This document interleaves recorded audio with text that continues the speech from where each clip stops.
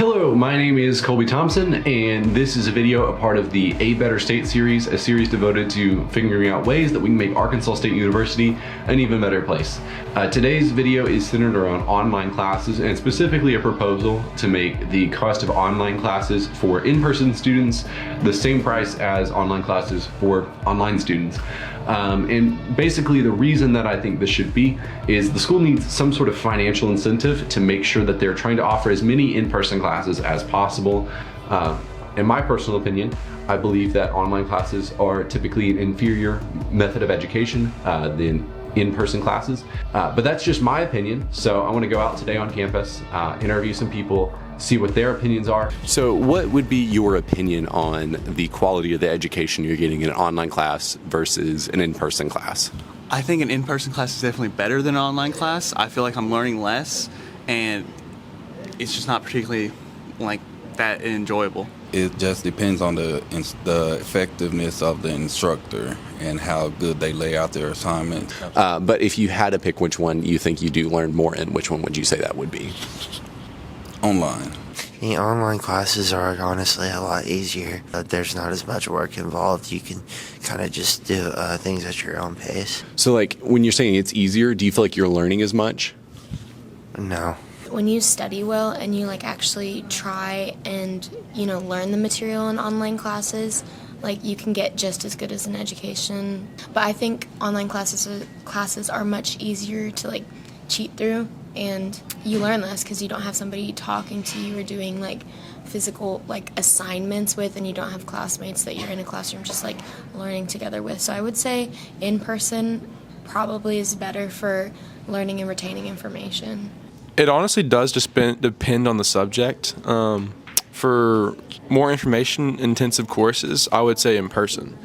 I wouldn't say they're terrible. If you're actually going to read everything that's given to you before you take the quiz, you're going to learn. But it's do you want to do that, or you want to study more for your in-person classes where it's you have your paper exam and it's no open notes or nothing? How would you learn through this? Is there a book or something you have to read, or? Yeah, but somewhere on here. But you're not necessarily reading the book. Yeah, no, I just kind of know it already. So the way things are working right now is there's a cost difference between online classes for in-person students and online classes for online students. It's about a $30 difference per credit hour. So, per class, 3-hour classes, call it $90. Not a huge difference, but somewhat significant, and just trying to see how students feel about lowering the cost of online classes for in-person students to meet what it costs for online students. How would you feel about that? I would probably say yes. Anything. We pay so much money to be here in our tuition. And if there's a price difference, then I say that it should be the exact same because you're getting the exact same education. 100% agree. It should be cheaper, especially if you're not getting, you can email your professor, but it's still not as good as that one-on-one experience. They don't have to drive to the campus. They don't have to use an office space on the campus for an instructor to do university work online and remote. That cuts those costs. So why not cut those costs on the other end for online classes that we pay extra for? And then we'll be kind of wrapping things up. I'm going to talk to my friend and also a member of student government, Parker Collins, just to see how feasible this idea is. Is getting that policy change, is that something that you think student government would be able to advocate for, or is that something that we would need people outside of student government to handle? So I think you'd be able to pass that in student government. I don't necessarily think that that's something that is achievable, though. Mm-hmm. So just because you pass something doesn't mean it's automatically going to get approved through the school, too. Gotcha. So by passing the amendment, you're basically saying that, hey, all these people, they want to do it.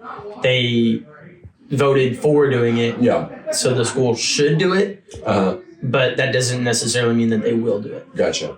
If you were to advocate a way to try to make this policy happen, is student government my best choice, or are there other avenues that you would think would be more effective? I think definitely talking to people in the Leadership Center, and then maybe talking to Martha Spack would be a good choice. But I also think that going through SGA, maybe after talking to them, seeing what you could do is a great option. All right. Well, thank you so much. Appreciate your time.